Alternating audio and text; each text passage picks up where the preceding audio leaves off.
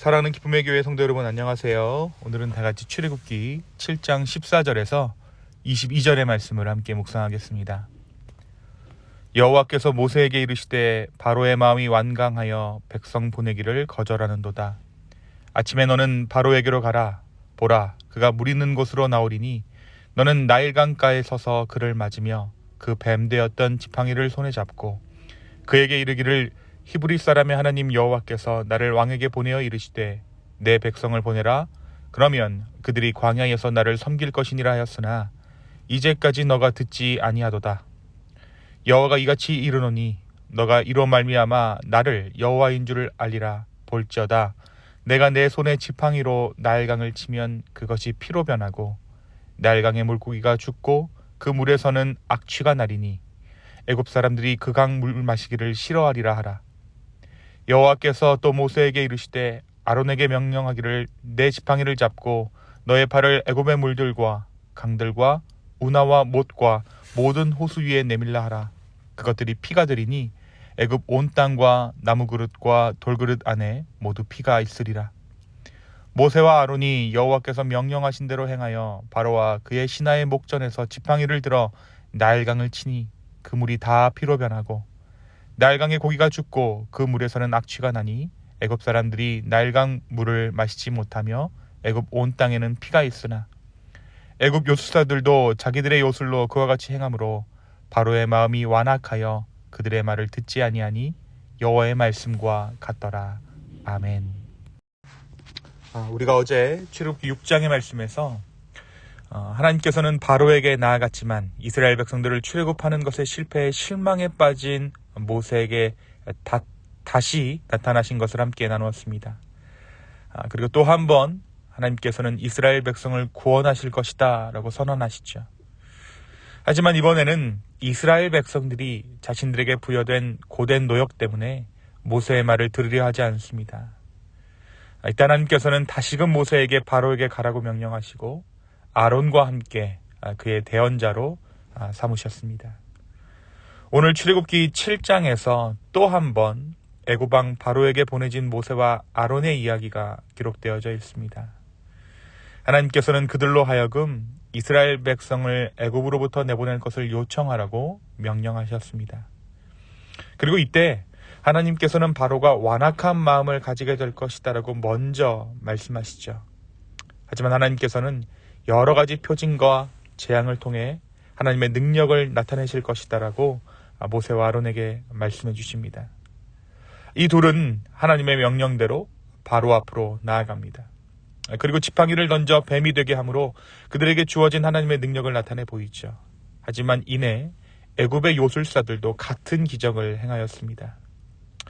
그런데 이때 아론의 지팡이가 그들의 지팡이를, 애굽 요술사들의 지팡이를 삼켜버립니다. 그럼에도 불구하고 바로는 마음을 완악하게 하여 이스라엘 백성을 보내지 않았습니다. 이후 하나님께서는 첫 번째 재앙을 애굽에 내리시게 되죠. 이 재앙의 내용이 바로 오늘 우리가 읽은 7장 14절에서 22절의 내용입니다.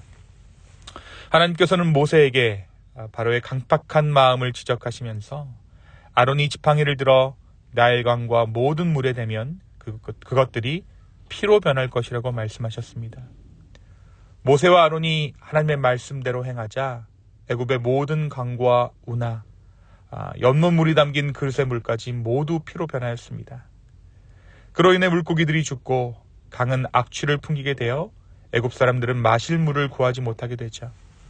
그러나 또 한 번 애굽의 술사들도 같은 기적을 행하였고 바로는 여전히 마음을 완악하게 하여 하나님의 말씀을 듣지 않습니다. 그는 이 모든 일을 보고도 그의 마음을 닫고 자기 궁으로 돌아갔으며 애굽 사람들은 마실 물을 구하기 위해 강 주변의 땅을 또 파야만 했습니다. 이 첫 번째 재앙은 단순한 자연재해가 아니라 애굽의 신이라 여겨졌던 나일강 위에 하나님께서 권능을 보이셨던 사건입니다. 그러나 바로는 여전히 완악한 마음을 버리지 않았고 이는 이후 이어질 재앙들의 시작이 되었습니다. 사랑하는 성도 여러분, 오늘 말씀은 우리에게 무엇을 보여주고 있습니까? 오늘 말씀에 기록된 하나님의 심판은 애굽의 신들을 무력화하는 일들이었습니다. 애굽 사람들에게 나일강은 단순한 강이 아니라 생명의 근원이자 신적인 존재였던 것이죠. 그들은 나일강을 신격화하고 숭배하였으며 강이 주는 풍요로움에 의존하고 있었습니다. 그러나 하나님께서는 이 나일강의 물을 피로 변하게 하심으로 애굽의 신들이 결코 참된 신이 아님을 드러내십니다. 이것은 오늘 우리가 의지하는 것들이 진정한 생명의 근원이 될 수 없음을 보여줍니다. 이들이 나일강을 의지하며 살았지만 이 나일강이 그들에게 아무것도 해줄 것이 없었던 것처럼, 이 나일강조차 생명의 근원이 될 수 없었던 것처럼 우리가 의지하는 것들이 진정한 생명의 근원이 될 수 없음을 오늘 말씀이 보여주고 있는 것이죠. 돈, 권력, 인간관계, 안정된 환경, 이 모든 것들은 우리를 지탱해 주는 것처럼 보이지만 그것들이 우리의 하나님 될 수는 없습니다.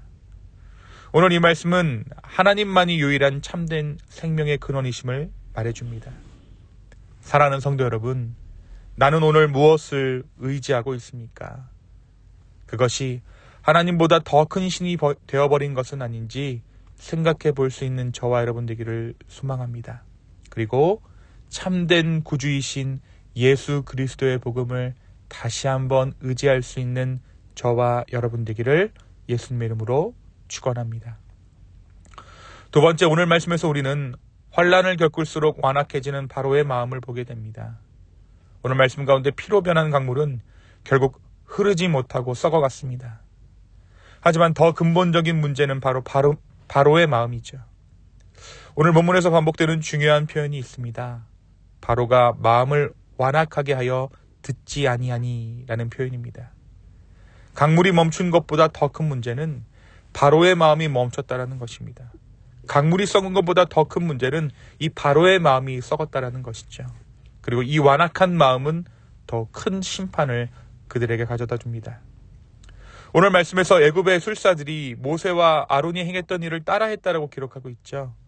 그런데 이들이 모세와 아론을 따라할수록 더 많은 나일강의 물이 피로 변하고 그 안의 생명들은 죽어갑니다. 더욱이 그 뒤의 심판들 또한 이어지게 되죠. 사랑하는 성도 여러분, 우리도 하나님께서 삶 가운데 주시는 메시지를 마주할 때가 있습니다. 그럼에도 불구하고 여전히 스스로를 고집하며 마음을 닫아버린 적은 없는지 오늘 하루 돌아보게 되기를 소망합니다. 하나님께서 멈춰 세우실 때는 이유가 있습니다. 문제는 그 상황이 아니라 그 안에서 우리가 어떻게 반응하는가입니다. 혹시 하나님께서 지금 나에게 무언가를 말씀하고 계신데 내가 듣지 않으려고 하는 것은 아닌지 생각해 볼 수 있는 이 아침 되기를 소망합니다. 그리고 주님께서 말씀하시는 것이 우리의 삶 가운데 있다면 그것을 내 삶 가운데 순종할 수 있는 마음, 완고하고 강팍한 마음이 아닌 순종의 마음으로 오늘 하루를 살아가는 저와 여러분 되기를 예수님의 이름으로 축원합니다. 이 시간 함께 기도하시겠습니다. 주님, 이 하루의 삶을 주님께 바칩니다. 주님, 나의 삶 주님께서 인도하여 주십시오. 혹여나 나의 마음 가운데 불순종의 마음, 완고하고 강팍한 마음이 있다면 이 아침 우리의 마음을 부드럽게 하시고 순종의 마음으로 주님 앞에 나아가게 하시며 이 하루 주님의 일들이 내 삶 가운데 이루어지는 것들을 목도할 수 있는 복된 하루 되게 하여 주시옵소서. 감사합니다. 이 모든 말씀 예수 그리스도의 이름으로 기도하였습니다. 아멘.